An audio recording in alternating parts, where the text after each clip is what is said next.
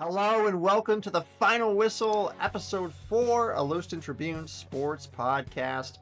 My name is Sam Taylor, sports reporter of the Lewiston Tribune and the Moscow Pullman Daily News, and I'm here with Austin Samuels, a broadcaster with broadcasting Lewis Clark State baseball as well as Bengal basketball and many other sports throughout our community. Austin, welcome and thanks for being here. Yeah, thanks, Sam.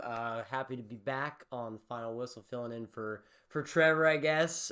This Monday, he's getting a little time home. It sounded like he said he was heading back to the Tri-Cities for a couple days, which is sweet. So yeah, I'm excited to be here. Talk some Warrior baseball from this past weekend, along with all of the madness of March in basketball and whatever else you got in store. I'm ready.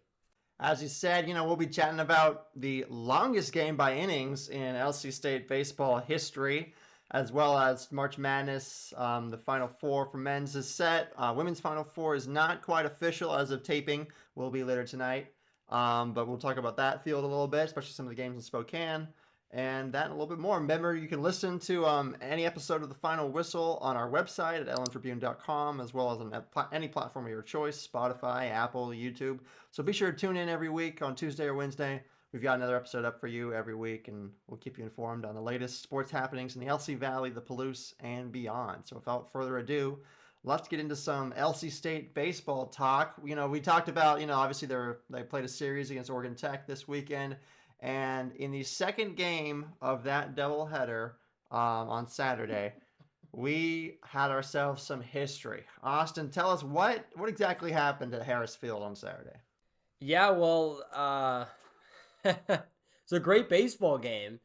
First of all, unfortunately, not the way that LC wanted it to finish out. They came on the wrong end of a historic game that ended up going 17 innings, which lasted nearly 4 hours and 40 minutes. It was 4 hours and 38 minutes, which was 4 minutes shy of the record in terms of time.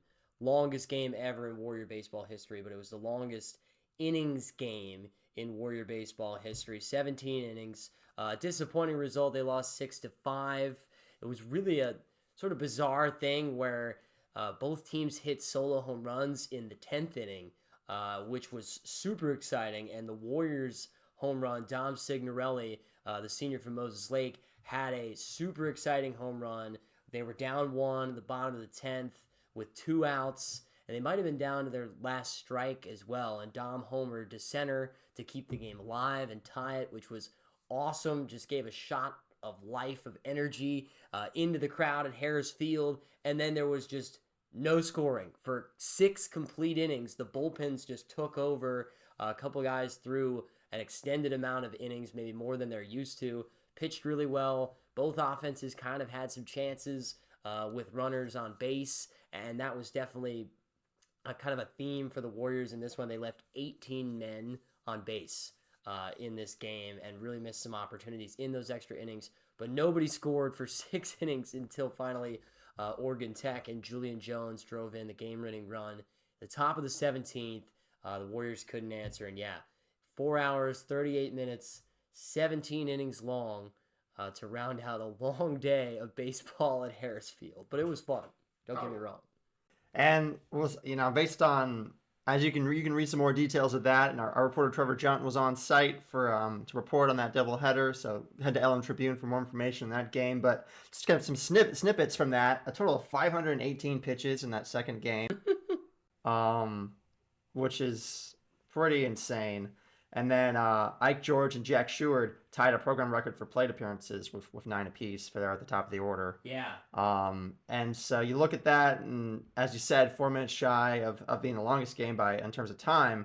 And I mean, you can't help but just look at a game like this and think that the Warriors pitchers did their job for the most part. It's incredibly difficult to keep the runners completely, you have to keep it completely scoreless for that many, especially a second game entirely that they played almost. And you just can't help but say that, the Warriors pitching staff held up, and, that part of the game is at least pretty solid. What I guess kind of what did you see from the Warriors pitchers, and then just what did the Warriors offense do? You talked about the runners left on. What did they leave kind of on the table that they could have done better. Yeah, well, first of all, funny you mentioned that Ike George and Jack Stewart had 9 plate appearances. Um, there were a couple of players in this game that had substantial hitting streaks, like 7, 8 game, 9 game hitting streaks coming into this one, and a couple players off the top of my head, Abe Affolter for LC was able to extend his hitting streak on like his 8th at bat of the night. So in any normal game, the hit streak would have been over, but during his 8th plate appearance, because the game went 17 freaking innings, he got a base hit and kept his hit streak going. So that was certainly kind of funny in this one, and I mentioned that a couple of times on the air that like this is his 8th try to extend his hit streak. Yeah, in terms of pitching, I mean, that day one, really, they pitched well in game one also to pick up the win. Evan Canfield pitched pretty well. He's kind of been their game one starter here in the early season. I don't know if that's going to continue or not, but he's done well in his role. He had a good start on Saturday. Then the bullpen pitched pretty well behind him. Same deal, with Jaden Williamson on Saturday, the second half of that doubleheader, obviously the marathon game. He pitched pretty well, and the bullpen pitched pretty solid behind him. That wasn't necessarily the case on Sunday, really in that game two yesterday, I guess I should say Sunday. If you're, I don't know, whenever this is going to come out, tomorrow or Wednesday. In that 4th game of the series against Oregon Tech, the pitching got away from him a little bit, but it was a tough situation because you play a 17-inning game, and you kind of have to stretch your pitching staff thin a little bit. You have to throw guys who are used to throwing, 15 pitches in 1 inning or maybe 2 innings. You got to say, hey, we need you to go out there and eat up 3-4 innings for us. And obviously, as extra innings goes along, that continues to increase, and you have to use more guys, which made it really tough on them on Sunday. So I thought the pitching was pretty solid in this game, as I mentioned, that both teams went scoreless for 6 innings in extras. And then, yeah, the offense, I mean, it's been a little bit disappointing and frustrating this year early on thus far because this Warriors lineup has so much talent. And we have seen, spurts this year where certain guys have gotten really, really hot and had tremendous games. I mean, Charlie Updegrave, and we could talk about him more. I'm sure you're probably going to get to that at some point. He's been on an absolute tear, and he's been so awesome this year and really throughout his entire LC career. But just the lack of, I guess, clutch hits has been, kind of a little bit of a glaring weakness so far when games are tight, when runners are on base.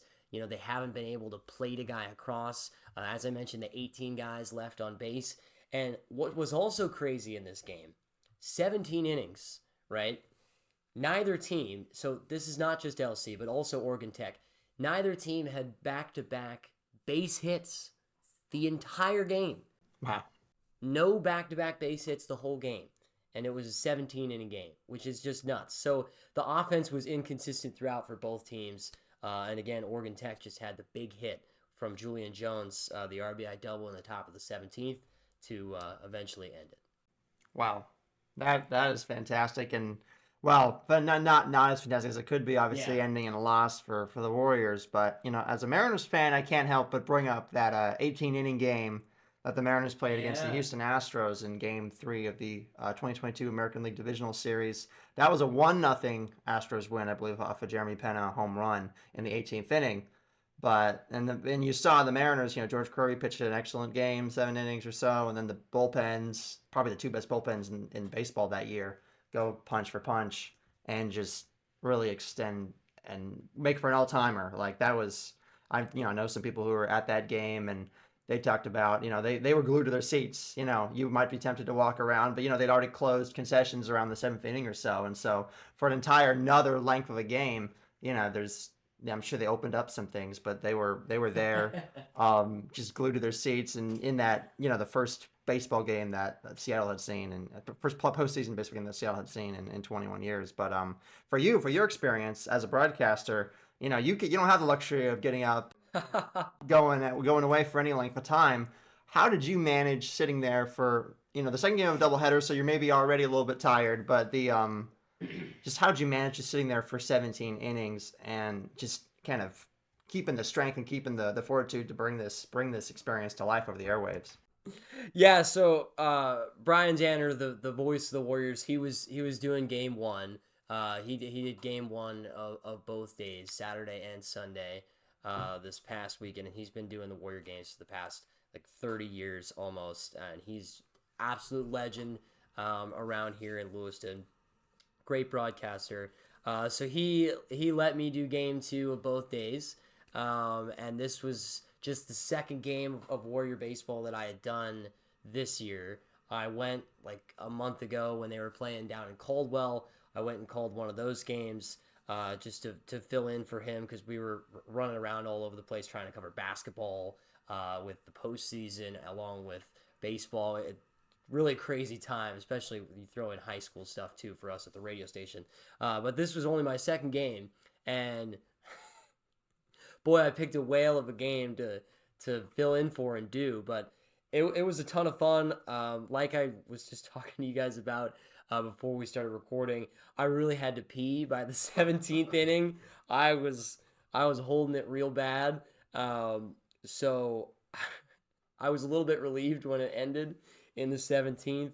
But it was a great experience, obviously. I mean, you basically sit there and you call 2 whole games. So I haven't called a ton of baseball this year thus far. So that really helped me kind of get into a rhythm by calling a 17-inning game. But yeah, it was a blast. First time, calling a game at Harris Field. First time in the Denny Grubb press box, which Denny Grubb's also a legend here in Lewiston. So great experience. Again, just a bummer that they weren't able to come out on top, and they actually went 0-2 in the 2 games that I did this weekend. I know that there are some people that work in the LC State athletics department that say I'm a little bit of a jinx when I come over there and do games, but I certainly hope that's not true. But this weekend it kind of felt like it.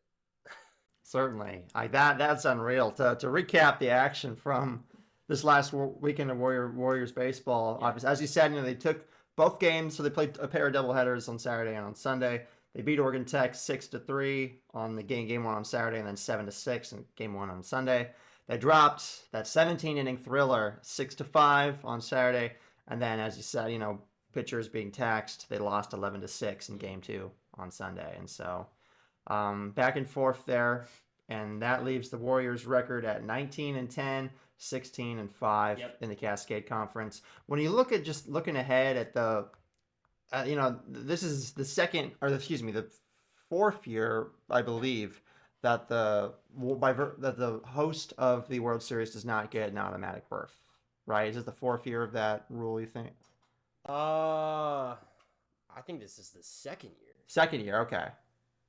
Yes. Okay. Pretty sure. Okay. So yeah. So that makes sense. So, but I guess the point being that the Warriors, they for years they've been, the World Series has been a hallmark event in Lewiston, and it's been hosted. Brought the community together, brought fans from all across the country to the LC Valley to experience a week of baseball at the NAIA World Series. And the Warriors have been a fixture of that, both by their own merit and, because by virtue of being the host team and the host city, they got a spot in the World Series. And now that's no longer the case. The new rule is that they have to play their way into the 10-team field. We saw the Warriors, reach the championship game in back-to-back years, 2022 and 2023. 2024 is the first year since like 1998, before I was alive, or Austin was alive, that the Warriors had missed the World Series because of this new rule that the host doesn't get an automatic berth. Now, most years the Warriors had been good enough it doesn't matter, they would play their way in anyway. But that, there was a fixture, and it was a way to keep community interest in the event, to know that, hey, the Warriors are going to be in that event. Come watch the Warriors, compete for a World Series, for a World Series, a championship. That's pretty cool. And so yeah, the Warriors got eliminated in the opening round last year, and this year, there's a lot of talk about, this is the first time in the 21st century that the Warriors are not, reigning World Series participants. Like, what's going to happen? How are they going to respond? And by and large, they've won a lot. They started off the season with a tough East-West Challenge field, Yeah. beating Ava Marie, losing to St. Thomas. Then the ranked teams that they faced, they lost 3-2 to Southeastern. They beat at that time number 1 Tennessee Wesleyan 10-3, and then they lost the Weber International 5-8. And so so those early games were certainly a test for the Warriors. And as we've seen them engage in this Cascade Conference slate, they've emerged 16-5 in conference. But especially when you look at a series like the Oregon Tech series, now you'd want to win that, not necessarily split that, and especially in like the painstaking fashion that it was split on Saturday in the game 2 and on Sunday in game 2. So long question, but when you look at the Warriors and what they need to do to qualify for the World Series and actually just get Lewiston invested. I mean, Lewiston's been invested, but kind of to recapture that magic that has been just a part of Lewiston for years, for decades. How do they do it? How did the Warriors get back to the World Series? Well, what do they need to do going forward? Yeah, well, they're in an interesting spot right now. At just 19-10 and 16-5 in the Cascade Conference, which is it's good. Don't get me wrong. It's just the standard of baseball and the competition and performance here is higher than maybe anywhere else in the country in terms of NAIA baseball. And right now, it's just not up to the standard that the Warriors want it to be and that they're accustomed to it being. They're currently in third. In the Cascade Conference. They're behind Bushnell by a game, and they're behind UBC, British Columbia, by 2 games right now. So next couple weeks, really good chance for them to get back on track. They play a midweek game, interesting, kind of their only midweek game of the year. On the road, they'll play against Whitman on Wednesday out in Walla Walla. Obviously, that's a non-conference game against a D3 opponent in Whitman, but still a good litmus test for them. Then they'll get Warner Pacific at home, and then they'll get College of Idaho at home the next couple of weeks. Those are 2 of the teams in the bottom half of the Cascade Conference. Warner Pacific just added baseball as a sport in their athletics program, so they are still kind of getting a feel of things. And then College of Idaho has not been, they got off to a great start this year, but they have not been great in Cascade Conference play. So those are 2 very winnable series in which the Warriors really could and hopefully should, win 6, 7, 8 out of those 8 games and get back on track. The last 2 weekends of the regular season are going to be huge. They're going to decide basically who wins the Cascade Conference and who's hosting the Cascade Conference tournament the first weekend of May, because LC goes on the road to Bushnell. They go to Eugene and play a 4-game set, which Bushnell thus far has had a very impressive season. Again, they're currently, I think, 17-4 in league play, and their overall record is really good as well. Kind of the question with Bushnell is, who have they played so far this year? They haven't played, some of the top teams in the Cascade Conference to this point. And then, so they play Bushnell on the road. They play UBC to end the season here at home, University of British Columbia for a 4-game set. They already played them up there in Canada earlier this year, and they split the 4-game series, but only 3 of them counted towards the Cascade Conference record. So technically the Warriors won 2 out of 3 league games, but they lost that 4th non-conference game essentially to UBC. So those 2 series, those 8 games are probably going to decide who hosts the Cascade Conference tournament. I imagine it is likely, hopefully, either going to be LC, and it's going to be here in Lewiston, or it's going to be UBC, because British Columbia is pretty good, and they were actually the team that knocked LC out of the opening rounds a year ago. So we'll have that. The opening rounds will be here in Lewiston, and as you mentioned, they got to qualify. They don't get a ticket in like the old-fashioned way. And yeah, they gotta do a couple things to play better baseball in the back half of the year. One, and maybe the biggest thing, is they have got to get healthy, because a lot of their best contributors, biggest bats in the lineups have been dealing with injuries.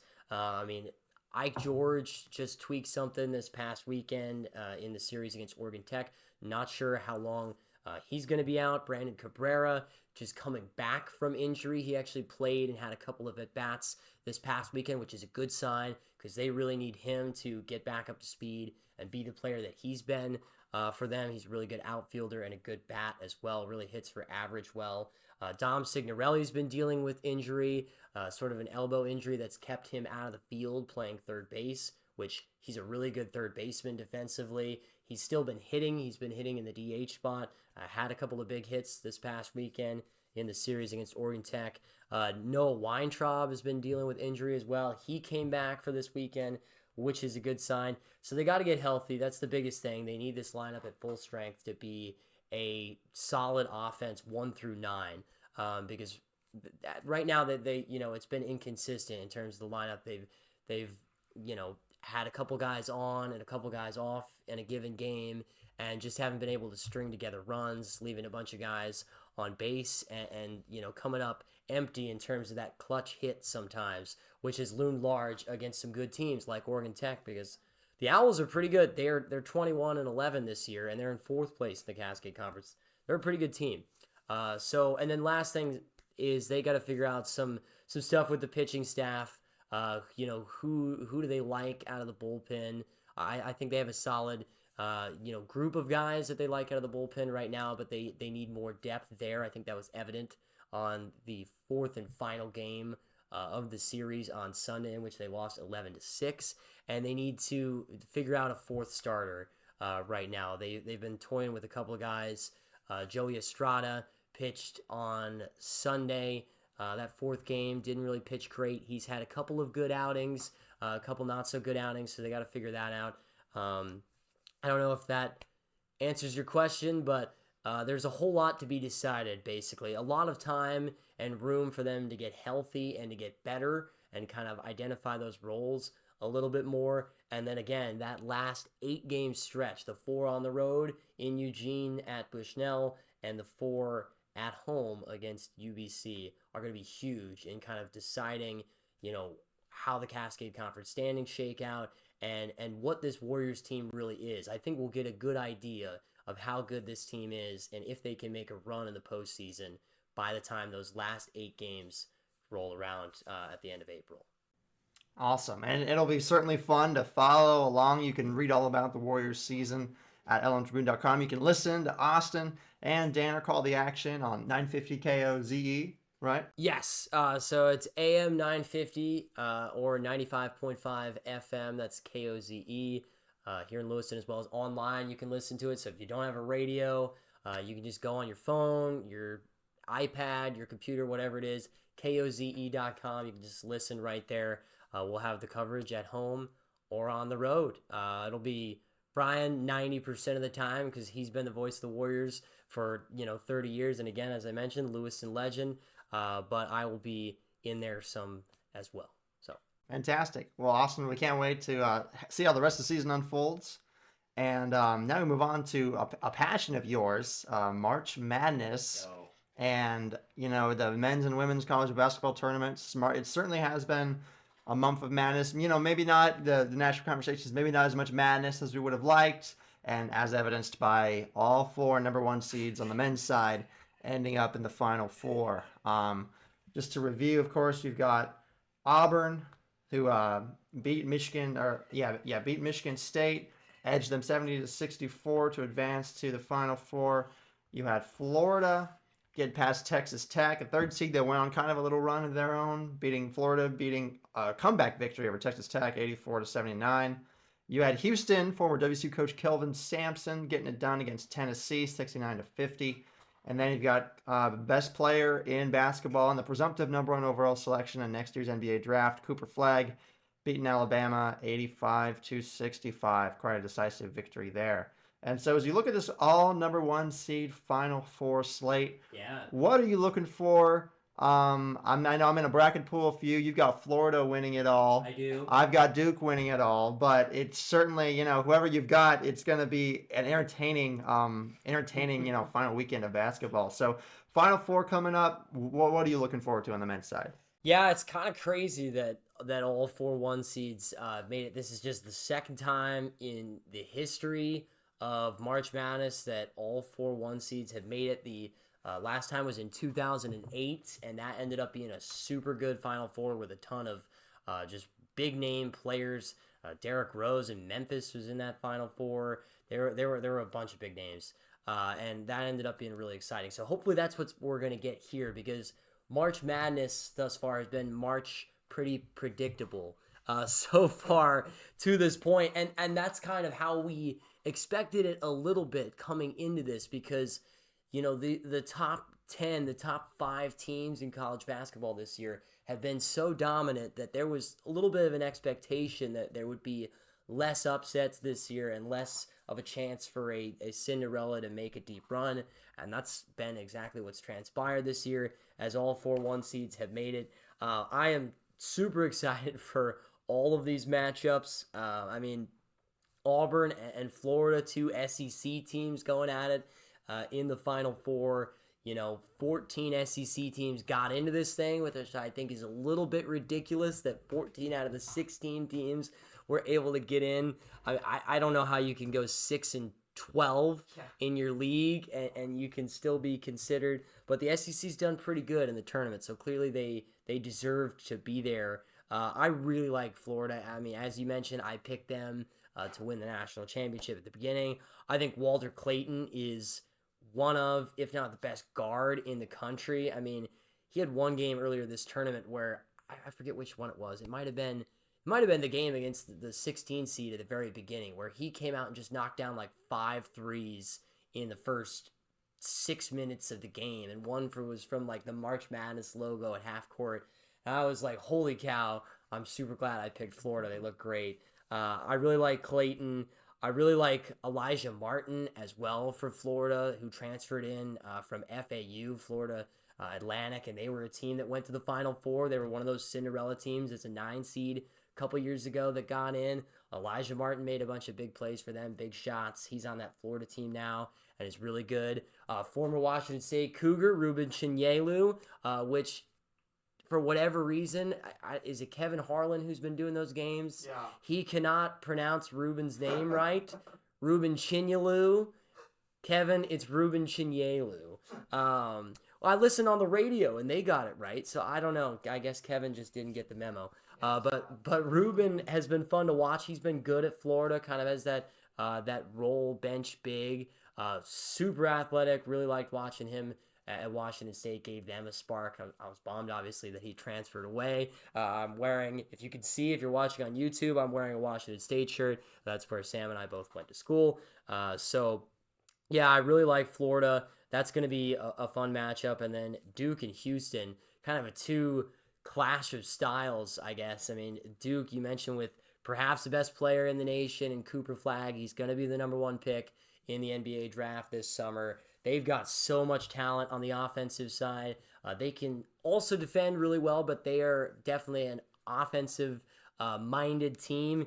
And Houston is a defensive, suffocating team. I mean, Tennessee only scored 15 points in the first half of that game in the Elite Eight. I mean, they are such a good defensive team, and it was about time, as you told me this a couple days ago, that Kelvin Sampson finally had a breakthrough in the NCAA tournament, because he has had the Houston Cougars so good for like 5 years now. They've been number 1 seeds in numerous tournaments in recent years, and they haven't been able to get over the hump. They've been, bounced in the Sweet 16 the past couple years. Finally, they got the right breaks, and they have, better shot makers this year, so they don't go through those offensive droughts, which is certainly huge. LJ Cryer is just a freaking microwave for Houston. He's so tough to stop. He was huge in that game against Gonzaga, that, Gonzaga had a chance to win that game. That was one of, Houston's toughest games, getting to the Final Four at this point. But LJ Cryer was huge. So, I mean, yeah, hopefully all of this predictableness and the best teams getting to the Final Four is going to lead to 3 really, really good games in the Final Four that everybody's going to want to watch this coming weekend. So, yeah. Absolutely. And you look at the matchups, and I know. I mean, I picked Duke just out of safety, but just the basketball fan in me can't help but want to see Houston kind of get that. I guess it would be considered an upset. I haven't looked at the line or what that's looking at like, but with Duke just having the upper hand and being picked popularly, it would be very fascinating to see Kelvin Sampson and the WSU folks here on the Palouse and the surrounding areas. I'm sure would be thrilled to see kind of one of their own. Kelvin Sampson, he kind of went viral when he played Gonzaga earlier this month for correcting a reporter's pronunciation of Gonzaga. And then he rattled off some Washington cities and said, and set some separate questions and answers. He talked about how just Washington State gave him his big break, and he was 31 years old when he got hired by Washington State to be their head coach, and spent a couple years as an assistant, then took over the helm of Washington State, led the Cougs from 87 to 1994, and in 1994 led Wazoo to its first NCAA tournament then, and first time in 11 years. And so Washington State's experienced several other tournament droughts, most recently Kyle Smith breaking a 16-year drought last year, and then darting for Stanford. And so it seems that whenever these coaches bring Washington State to the promised land to the big dance, they're within a year or two, or within a month or two, are out of there. And so that's been the trend, and who knows, maybe David Riley will bring Wazoo back. But in terms of just to see Kelvin Sampson, because he's this is his 20th trip to the big dance, including the one that he led Washington State to in 1994, and so to see him have so much success, everywhere he's gone, Oklahoma, Indiana, now Houston, it would be pretty gratifying to see him break through and at least get to the national championship and maybe even win it. And then on the other side, of course, you got Auburn and Florida. Florida, as you mentioned, Ruben Chinelu. Ruben's been just kind of their consistent role player. Getting I looked at the tournament stats. He's getting 7 or 8 rebounds, and he's averaging 6.5, but he's typically going above his average in when it matters most, when the lights are brightest. And so that's been fantastic to see. And then so just lots to like on that field, and certainly be interesting. You can see both Final Four games. They'll be April 5th. That's Saturday, right? It's this Saturday. Yeah. Yes, sir. And then championship on Monday after that. Yep. And so pretty fun all around. And then for the women's side, also happening pretty soon. That Final Four is not set yet. The last 2 games are happening right now / later tonight, on Monday as we're recording. Right now it's live halftime, and Texas is up 23-21 on TCU. Obviously, when you hear this, you'll know how that game ended. And then later tonight, up in Spokane, some of you may even be up there. You have USC 1 seed versus UConn a 2 seed. USC playing, of course, without Juju Watkins, their star player, who suffered a season-ending ACL tear in the second round game against Mississippi State. But that should be still a fascinating game. And so you look at UConn. You look at these teams, and UConn has Paige Beckers, and she is kind of the Cooper flag of the women's game, presumptive number 1 overall pick in the WNBA draft this coming year. And she just so happened to give the Pacific Northwest basketball fans, including myself, who was in attendance as a fan, a treat with her best shooting game of her career, 40 points in their win over Oklahoma. And the best part probably is that she had 11 of those points in the first quarter, 0 in the second quarter, and the remaining in the second half, as she sank 6 threes and just kind of went off and did exactly what her coach and what her team wants her to do in terms of just taking those shots. She took 27 total shots and was turned in an all-time performance. Oklahoma had no answer for her. It was pretty astonishing. Yeah, that's pretty efficient. You take 27 shots and score 40 points. I think you'll take that, and she has been a really special player for UConn for a long time. I want to say, what is this, her 5th year? Yeah. It is? Yeah, at UConn. I know she's dealt with a couple of injuries. She had that knee injury a year or 2 ago that kept her out, but she's been electric for college basketball, and that's awesome that she was able to put a 40-point performance together for the fans here of the Inland Northwest that check that out in Spokane, or obviously if you're watching on TV. Be interesting to see how they do tonight. Obviously, if you're watching or listening to this, you'll already know how they do against USC with no Juju Watkins in this one. But I'm gonna flip the question around on you. What was your experience like taking in the because this was your first NCAA tournament that you've gone to, correct? As a fan, yeah. As a fan. I was a member, full disclaimer, of the Cougar Marching Band, and so a couple years ago, Okay. I got to Yeah. travel with the Wazoo women's team when they went to North Carolina to play Kansas State. So it was kind of cool to see, full circle moment, to see Kansas State playing USC. Yeah.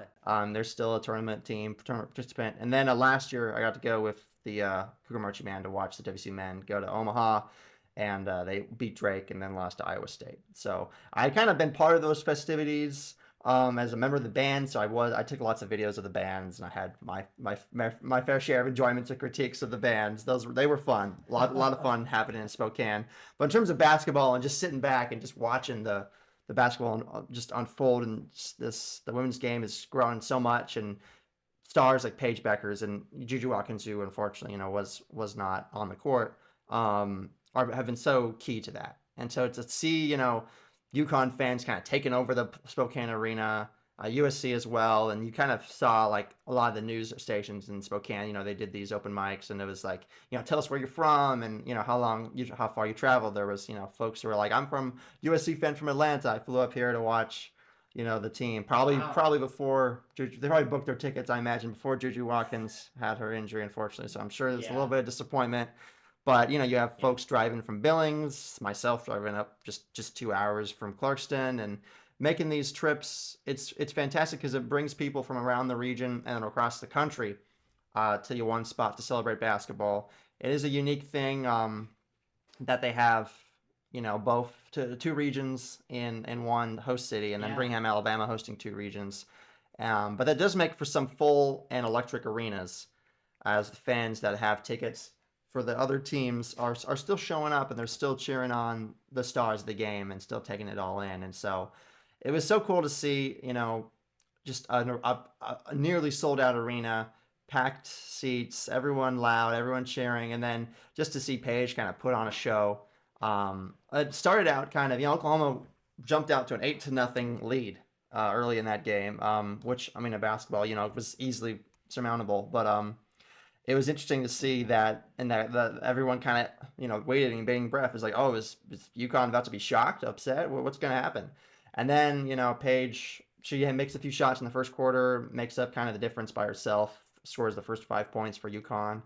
And then, though nonetheless, UConn was still down at halftime, and it was like, man, could Oklahoma pull this off? Because they're a decent team on their own right, making it that far and shocking the Huskies. And then UConn, they'd been there before, and they settled in. And Paige specifically just was electric, 6 threes, as I said, and seems that she could just not be stopped. Like, she would just pick up the basketball. If you looked away, you would have missed something super cool, because she was kind of cruising through those lanes and landing those layups, just getting the shot and shooting those threes, and it just was automatic, it seemed, in the second half. And it was it's fantastic to see Paige Paige buckets, just do her thing. And then the USC game, USC beating Kansas State. That one was a close game the whole way. USC won, I believe, just by 4 or so. I forgot, but it was a thrilling game. Kansas State also just kind of came prepared. But it was cool to see USC playing without Juju Watkins rise up. They had 3 players. Their 3 top scorers combined for 45 points, and among those top scorers was Avery Howell of Boise, Idaho, who is the daughter of Rosie Howell, formerly Rosie Alberts, the all-time leading scorer in Lewis Clark State women's basketball history. Hey. And so a little cool LC Valley local connection. You want to read more about that, head to lmtribune.com, shameless plug. But it was cool to see. I was sitting up on the upper deck, but just a great view of the court, kind of center court, upper deck. And then kind of right below me, well, to the left was the WC women's basketball team there, taking in the festivities. Obviously wishing that they could be there on the court, but it was cool to see, the team, enjoying some basketball, some top tier basketball right in their own backyard. And then kind of in the section to their right, kind of a small world, you had the Howell family with their 23 USC Howell jerseys cheering on Avery and that was cool to see. And it was cool to see just everyone kind of congregate and support women's basketball and see those local connections. And Avery Howell, she's had a decent season on a loaded USC team, averaged 20 points a game, and this was her third time, scoring 18 points. So that's her career high. She tied it and made 4 threes and was a pretty solid player all around for USC when they needed her in a tight game. That's awesome in front of the family, in front of the clan as well. Yeah, no doubt that helped. Totally. Sure, gave her a little boost. Yeah, it's cool to see the folks from Boise coming up and from that all around. She has family from British Columbia as well, so she actually was an alternate on Team Canada in last year's Olympics, and her goal is eventually to be part of that roster in 2028. Wow. But super cool if she keeps putting on performances like she did this weekend, then and maybe we'll see what happens tonight. But it's pretty impressive to just have that local connection. Just Lewiston and just Boise and just the whole. I mean, obviously Spokane has got hoops fast and this region loves their basketball, and to see that kind of come to fruition on the court and then the biggest stage for women's basketball was pretty great. I would say if you have never gone to the NCAA tournament and you're a big basketball fan, whenever it comes back to Spokane, you gotta go because it is such a fun experience. I know the men's tournament is coming back. Is it next year? I'm not sure that it's coming back. Yeah, I want to say it might be in 2027 that I'm thinking of. Is the next time the men's tournament is here, and that's just for the first and the second rounds. But that is such a fun basketball experience. If you love basketball, if you can find a way to get off work or call in sick or something, or just go for the night games, it is super duper fun. Because that first day of the tournament, I went last year when it was in Spokane. Yeah. And if you can go for the full day of basketball, where you can go for 4 games, the 2 in the morning session, or the 2 in the midday session, and the 2 in the afternoon evening session, I mean, it is just awesome. And like Sam mentioned, everybody gets into it in Spokane. Tons of people come that don't have a team that they're rooting for. They just come to check out some awesome basketball, and it really is a super super fun atmosphere. I implore you, if you have never gone before and you want to go, you're a big basketball fan, you should go next time it is in Spokane, because it's not that long of a drive and it's an awesome experience. Yeah, exactly right, Austin. And it is 2027 that Spokane will host the men's NCAA tournament first and second round. So you'll have the chance soon. I know it was cool to see Seattle and Client Pledge Arena host the first 2 rounds this year. Yeah. That was neat. And obviously, whenever basketball or the spotlight is on Seattle for anything basketball related, the Sonics always come up, as they should. And so hope is that, the Celtics being sold off topic, but that, the Supersonics could be back, around that same time. So 2027 could be a big year for Pacific Northwest basketball, with NCAA tournament across the state or here in Spokane. And then, maybe the return of the Sonics. So 2027, if you're a basketball fan, you don't want to miss any of that. It's going to be great. And so, yeah. Adam Silver's been saying that for like the last 15 years, though. That's true. So maybe don't get your hopes up, but who knows? Like, take that with a grain of salt. But I don't know. I'm an optimist, and maybe that means I live to be disappointed time and time again. But who knows? You just gotta believe. And speaking of believing, how about those Seattle Mariners? And man, how about those Seattle Mariners? Mariners, just kind of transitioning to looking at the Mariners. They split with the not the Oakland, not the Sacramento, not the Las Vegas, but simply the Athletics, who are. Are they not going by the Sacramento? No, they left Oakland. They're playing the next 3 years in Sacramento in the AAA ballpark, which belongs to the Giants, Sacramento River Cats affiliate. And their stadium in Las Vegas does not even have shovels in the ground. And so what they're doing is they're just being known as the Athletics on all the MLB scoreboards and all the official designations. They're just the ATH is their abbreviation, Athletics, no city attached to it, kind of like Arsenal or something, some sort of soccer brand. But they've got a deal with the Las Vegas Tourism Board or whatever to have Visit Las Vegas on their sleeves, and they've also got like a Sacramento patch of like the bridge from Sacramento on their other sleeve. And nothing to do with Oakland. They've left Oakland behind. And so it's a peculiar thing. very, very odd to see in this modern sports day and age. But Mariners opening day was interesting for sure. The Mariners won 4-3. Jorge Polanco went 3 for 3 after being made fun of by the fan base all off season for being like the biggest acquisition that the Mariners had, or reacquisition. They declined his option and brought him back. He had the game-winning home run, and the Mariners won 4-3. Logan Gilbert, excellent start. Then the Mariners lost 7-0 the next day. They lost 4-2 on Saturday, and then on Sunday, Julio Rodriguez game-winning home run would be eventually game-winning home run to win 2-1. And so, I mean, looking at the Mariners and just overall, I mean, this team barely spent money this offseason, and they are kind of just what you would expect. Their pitching is phenomenal. Their offense gets it done from time to time. But I don't know. When you look at the Mariners, Austin, do you follow them at all? Do you have any hope, or what's your take? Well, I mean, you mentioned it. It's the results have been, evident of what they did this offseason, which was not a whole lot of really anything. There's a clear need for them to go from a, competitive team that wins what is it, the 55% of games, 54% of games, which is stupid because who wants to win 54% of your games?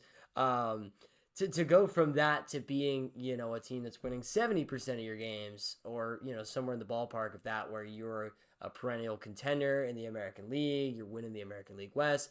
They need some offense because they have one of the best rotations in baseball. I mean, really, 1 through 5, you could argue it might be the best rotation in baseball. Obviously, we'll see how that, unfolds here this year, but, basically one time through the rotation, it looks pretty dang good so far. I mean, it's kind of been the same formula the past couple of years. Their offense has been super lackluster, and their pitching staff has been really good to keep them, competitive and in the hunt and like second or third in the American League West and winning 54% of their games, but, not being able to get that last wild card spot, or if they do get the wild card, getting bounced, in the first round. So that's been disappointing so far if you're a Mariners fan. I mean, obviously you want to do more than split with the Athletics in the opening series. I mean, they hit just 175 as a team through 4 games. Struck out 41 times. Yeah. Over 10 strikeouts per game early on this year. You mentioned Jorge Polanco. He's kind of been like the only guy who's hit so far. Julio had that big home run, obviously, right? That gets them the win. That makes it salvageable to win 2 out of the 4. But he's just 2 for 12 to start the year. And he's kind of become notorious for starting slow in his Mariners career. He always comes on, midway through the summer, it seems like, and ends up tearing the cover off the baseball. But whatever it is about April and May, just doesn't seem to hit the baseball very well. But as you mentioned, great starts thus far. 4 out of the 5 through the rotation thus far from Brian Wu, from Logan Gilbert, from Bryce Miller, and from Castillo as well. So, I mean, they're going to be a competitive team, but, what's going to take them over the top? They're going to need to probably acquire something. And obviously, we're probably not going to legitimately talk about that until June or July, or at least around the time that, the trade deadline is at least in sight to add some sort of offensive piece. So we'll see how they do against the Tigers, who are winless thus far. We'll see if they could pick up the offense and hit a little better than 175 in this next series. Hopefully so. Absolutely. And it's interesting how that all unfolds. Kind of vibes were up, and they still are just kind of decent, but with the Cal Raleigh extension that the Mariners gave Cal Raleigh a 6-year, $105 million extension to their franchise catcher, kind of once again awarding and shining an example on their draft and develop model, which has worked with their pitchers, has worked for certain position players like catcher Cal Raleigh and Julio Rodriguez, and that's about it for the in terms of on the position side. But when you look at the rest, like the Mariners, they have one of the best farm systems as well in baseball.